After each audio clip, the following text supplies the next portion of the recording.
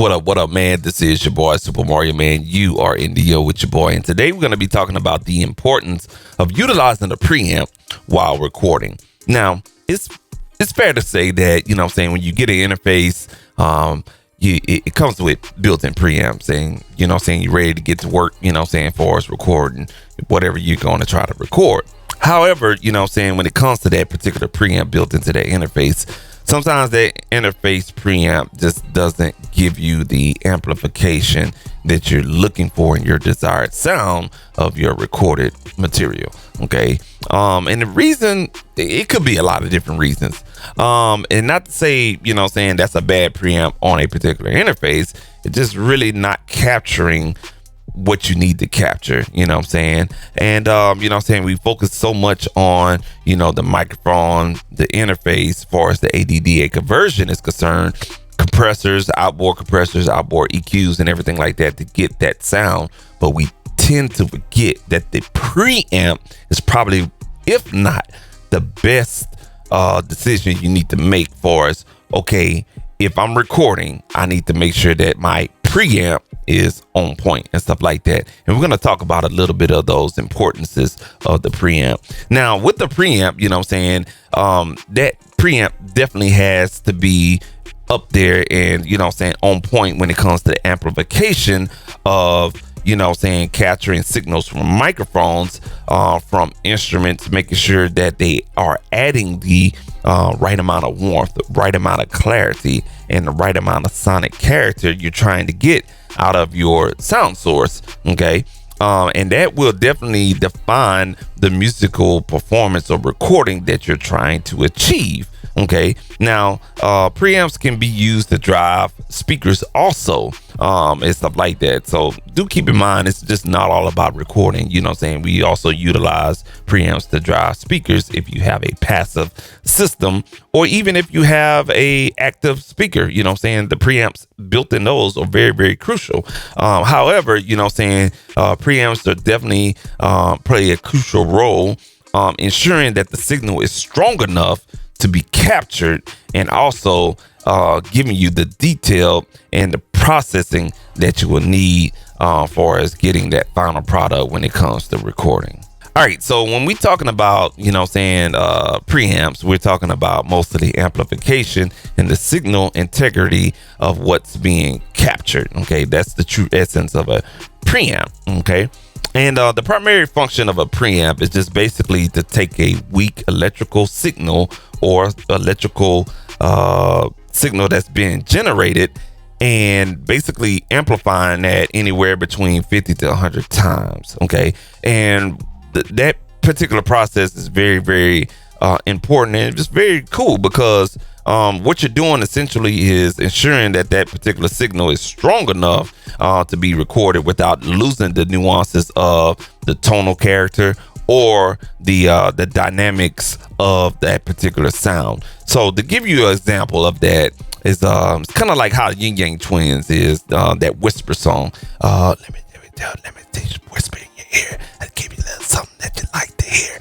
When you can hear that whisper on that particular beat, you know, and that beat has a lot of energy, but that whole song basically was kind of like whispering. That was a very, very, very, very high-end preamp that they had to record that through, because I'm recorded on a DBX 286 channel strip. It has a built-in preamp and also other processes to get the sound that I'm talking with. And right now, when I'm talking right here and stuff like that, you can definitely hear me. But, you know, I got a gate on this particular sound. Even though you can hear me, I still gotta talk loud enough so you can hear the nuances in my voice. So that lets me know that even though we got a subpar preamp, you know what I'm saying, if I was talking through, let's say a $1,500, $2,000 preamp, the nuances of my voice while I was whispering would sound very, very good, be a little bit stronger than what I'm talking about right here. You see what I'm saying? So that's the true essence of amplification and signal integrity when it comes to your preamp selection. Okay. So, you know, simply boosting that particular signal, whatever that may be, if it's not enough, a preamp must also give it that boosting amplification and still giving you the tonal clarity and also the dynamic range that you're looking for. Okay. It has to maintain that integrity of that particular signal, preserving the original tone and also preventing noising and clipping. Okay.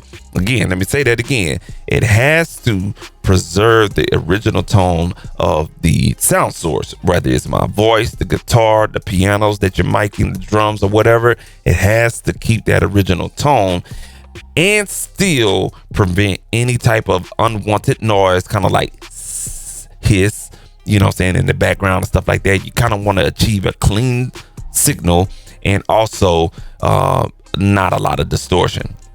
And that means just basically, you know, if you turn that preamp up, you don't want a distorted sound. You know what I'm saying? You want something clean, strong, and definitely, you know what I'm saying, can give you that tonal characteristic that you're looking for. All right, so when it comes to preamps, shaping the tonal palette of the preamp signal or the amplified signal from the preamp is very, very crucial. Now, a lot of preamps come with different features, such as, you know what I'm saying, tonal features, dynamic features that help, you know what I'm saying, shape the tone that you're looking for in your process signal as far as your amplified signal, whether it's coming and getting a warmth of a signal or a brilliance of a signal, or whatnot. Okay, and that's the pivotal role of what the preamp will, you know what I'm saying, play in the recorded material. Okay, and I like to, you know what I'm saying, bring up a couple of things like, you know, utilizing a channel strip that has the preamp on there.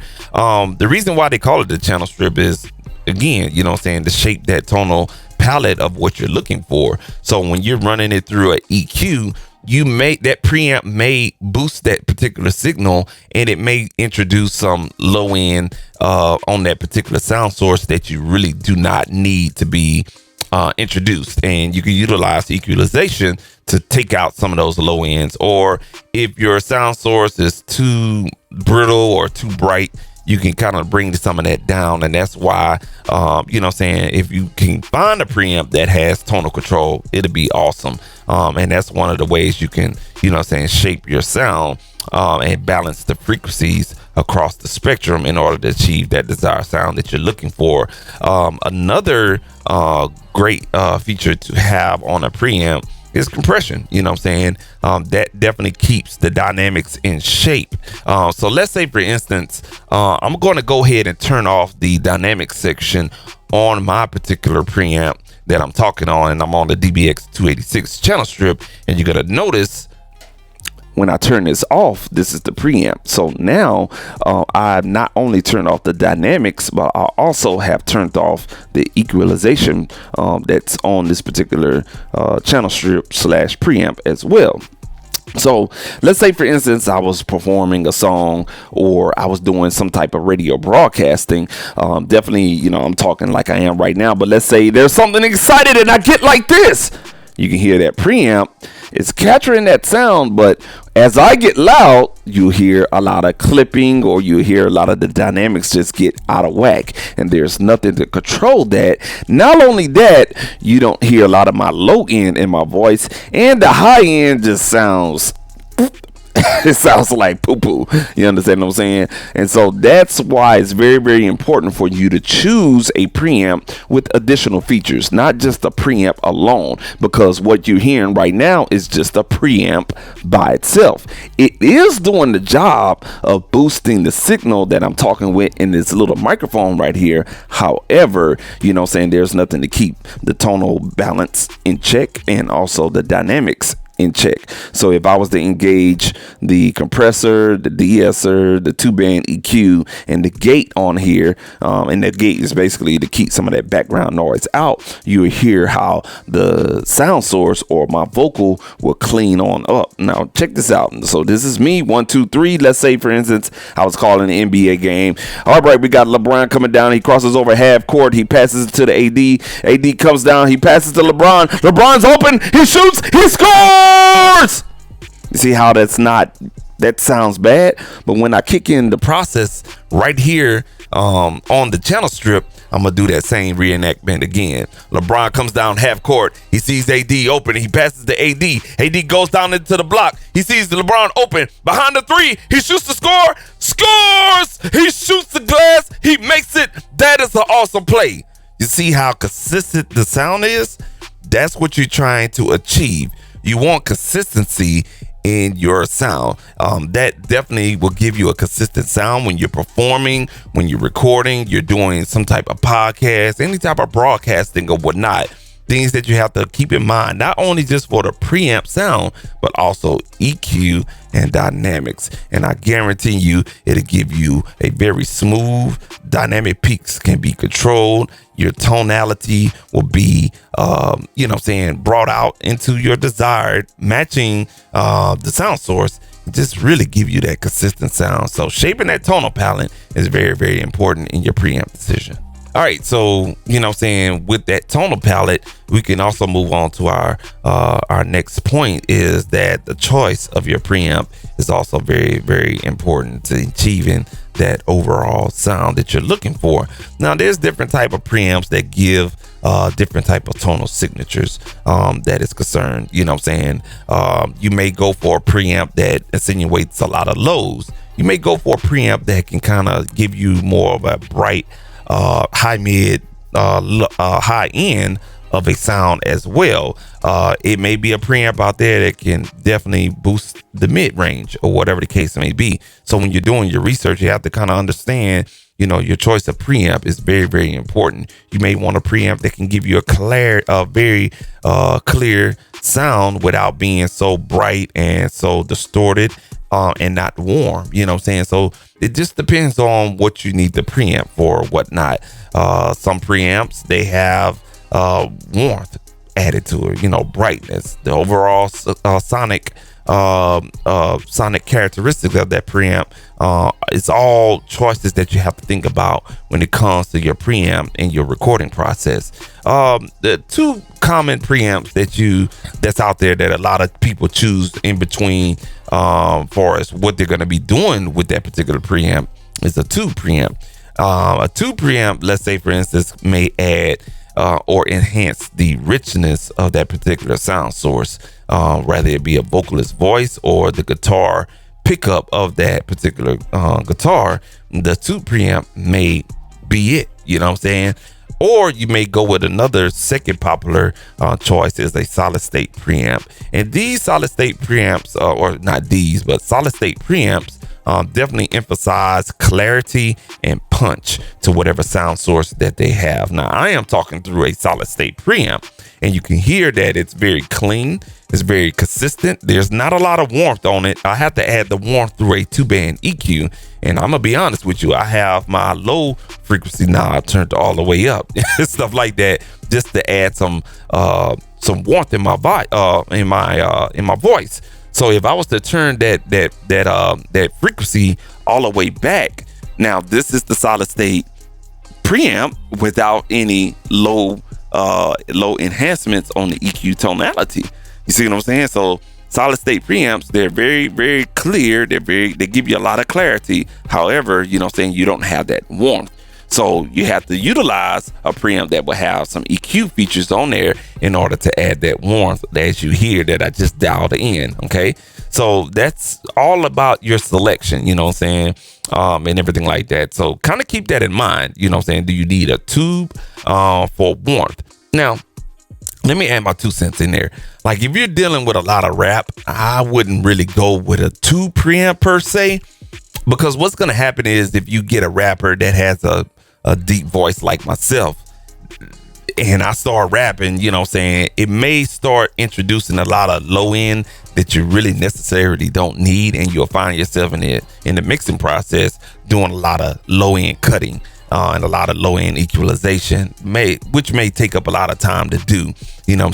So with rap vocals, I would probably tend to look into more of a cleaner preamp or a solid state preamp in that case. Now, if you're dealing with a lot of things kind of like, singing vocals and, or a lot of female vocalists or a lot of male vocalists that do not have a heavy voice like myself, then you would probably look into a tube preamp with that as well, man.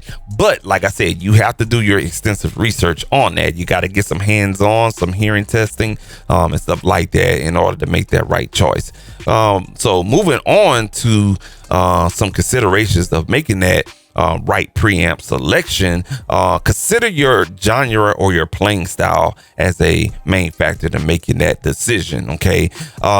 Let's say, for instance, tube preamps, they shine with, a genre of music that do not have a lot of energy in it, such as blues, rock, jazz, R&B, neo soul, southern soul, if you're into southern soul and stuff like that. Two preamps would definitely work with that, because you don't have anyone with a lot of high energy in there. Basically, kind of like, well, I tell you something about you doing you, yeah. That's probably the most energy you're gonna get out of that person, and they may, well, I'ma tell you something. You know what I'm saying? That's probably the most energy you're gonna get. So a solid state will work, but you can really, really bring out some very good nuances in those tones in the vocals or whatever you're recording with a tube preamp. However, if you got something high energy and, you know what I'm saying, it's a lot of movement, like, but I'm gonna tell you something like this, coming number 3, number, you don't want to act it. A solid state would definitely, give you that punch. It definitely give you consistent clarity in that particular vocal or whatnot. So again, make sure your playing style in your genre of music that you're producing is, you have to consider that in order to make that right preamp, that right preamp choice, or whatever the case may be. Two preamps, and I know a lot of people get this recommendation from people at Guitar Center. If anybody try to tell you that tube is the way to go, they are right and they're wrong. Tube is the way to go. However, if you got a lot of high energy in your sound source, tube may not be the right way to go, because tube preamps do not work well on everything. Not to mention, it's an added maintenance. Not to mention that when you do buy some tube preamps, they come with a sorry ass vacuum tube that comes in there, and you may have to take that vacuum tube out and pay $40 to $50 to replace a pretty good tube in there to bring out certain nuances in the sonic character of your sound being chosen and stuff like that. So even though tube preamps, they really do sound good on a lot of stuff, sometimes they don't sound good on everything. Okay, just keep that in mind. But a solid state preamp definitely give you a consistent sound for as whatever you throw at it, but it really shines on a lot of energy, high energy type of sound sources, and it keeps a consistent sound and stuff like that. All right, now another thing that you kind of want to take in consideration when making your choice for a preamp is your microphone and instrument compatibility. Okay, and what I mean by that is the preamp's input impedance. Now you have to kind of read the specs on whatever preamp that you're going to consider buying,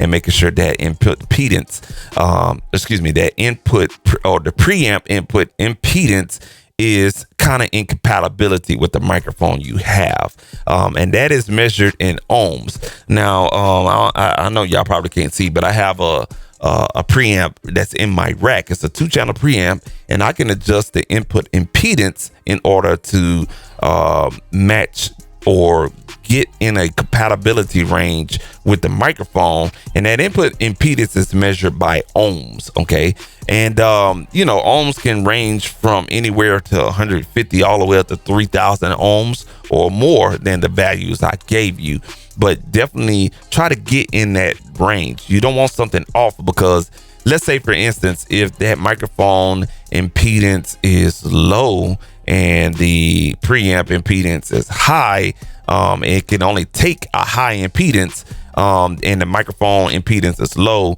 That microphone signal that's coming out of the microphone just may not be enough for that preamp, if that makes any sense. And you definitely would have to work and cap out, or should I say maximize, all your controls on your preamp just to get a good signal. So that's why it's always important to make sure that the preamp input impedance and the microphone impedance are kind of close together, whatnot. And if you're lucky enough to find a preamp with a variable input impedance, where you can kind of make changes like the one I have, and which is the ART TPS2 preamp, I can move the input impedance from 150 ohms to 3,000 ohms, and let's say I got a weak microphone or a cheap microphone and the impedance is very, very low, I can make changes to the preamp impedance in order to get a match, and I can amplify that sound the way it needs to do. So,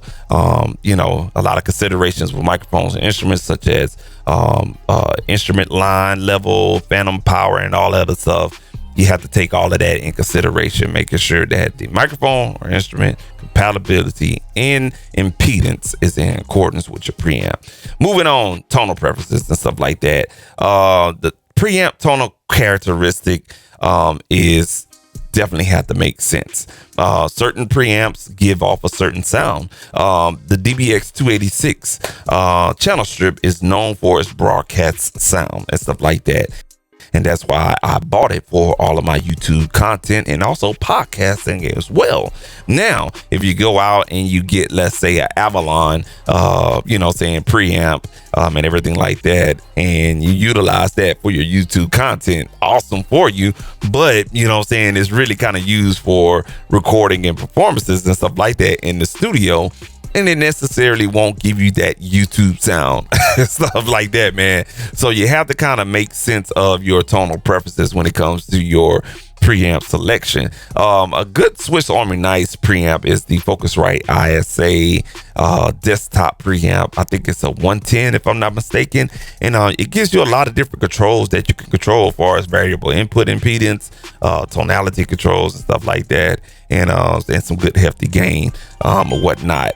And that's it's known for a clean sound and everything like that. And you have some preamps out there that's known for a very dirty sound and very overdriven sound. So that tonal preference is definitely key when it comes to making a selection for your preamp. Other additional features that you want to consider is like onboard effects, such as, does it have a de-esser to take out the sibilance? Does it have a gate built in? Does it have reverb built in? Also, the ins and outs, how many inputs or different type of inputs that you have. Can you record XLR only? Can you record TRS only? Can you record RCA connection only? And the outputs, does it have an ADAT output? Does it have a SPDIF output? Does it have XLR only, or both XLR and TRS, or quarter inch jack or whatnot? So those connectivity options are very, very useful into making your decision as well. And last but not least, and I know the important thing is your budget. Now, preamps are not considered to be one of those cheap things that you want to take the cheap route, but there are definitely some budget options out there. I would say some very good budget preamps to look into is from the line ART, Applied Research Technology. They make some very, very affordable preamp options out there for you. I bought a rack mounted 2-channel preamp, so I could process not only vocals but also synthesizers and other virtual instruments when I'm working in a DAW, and that is the ART TPS-2 2 preamp system Mark II.